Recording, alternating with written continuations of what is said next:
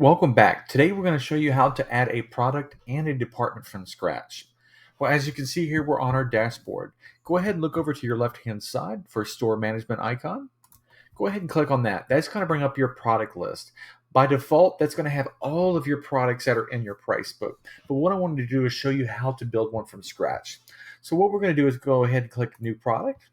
And these products that we're creating are going to be something along the lines of a bag of ice or something from your hot food display. Some chicken nuggets, some fried chicken, something that doesn't have or associated with a SKU or barcode. So let's go ahead and call this one. I'm just going to call this. I'm just going to use a 20-pound bag of ice. So what I'm going to do is just put 20 bag of ice. And that way we know that it's a 20-pound bag of ice. Department, well, let's just go ahead and click non-taxable grocery. And next for SKU, I usually just usually put something in that doesn't have a SKU or associated with a barcode. I usually just put like 4 or 5 random numbers, just so it's not associated with any other product.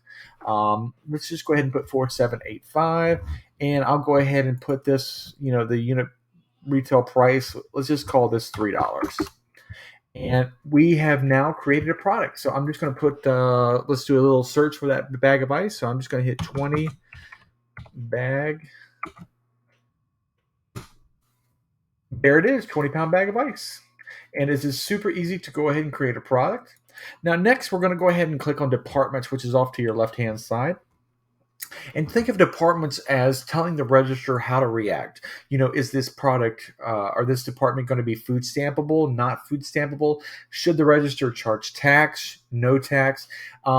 Is the products in this category, do they need an age verification, say for cigarettes or beer or something like that?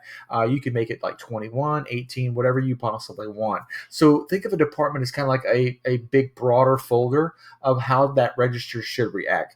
But I'm going to show you how to create a department from scratch. So go ahead and click on the new department.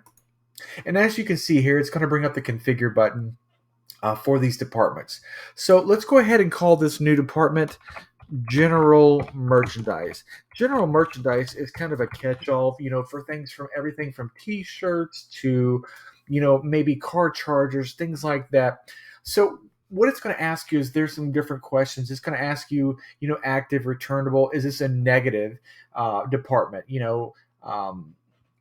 Disallow credit. Do you only want to be used for debit? Is this product, or these department going to be food stampable? So any product saved in here, if you check off yes, it allows any product in here to be accepted by EBT. But I'm going to go ahead and click no because I know anything in the general merchandise is not food stampable. If you want this to be tippable, can your customers tip you on this department?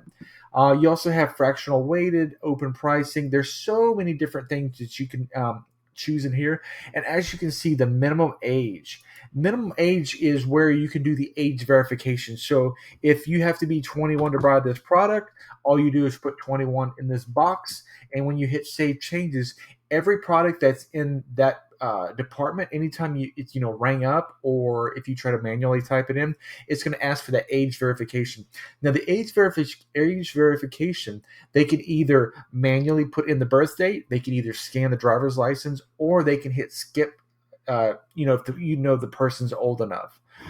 As you can see here, is it lottery scratch off? There's so many different choices here. And you'll see one that says max manual price. This is the maximum price that can be manually rung up. So, for instance, say you didn't want your employees to accidentally overring in a certain department, you could actually put, $200 here if you didn't want them to overring it. What would be the maximum price they could put in? Next, below that, you'll see tax strategy. This is where you can put state tax, different types of, tax if that product is non-tax, say, for instance, water, milk, something like that. Or if it's, cigarettes, things like that, that you could put the tax in. And then all you have to do is hit save changes here. And now you just go ahead and created that department. It's super, super easy, to create these departments and these products. Once you have those created, that's, go to the next step, and that's where you can actually add it to your register.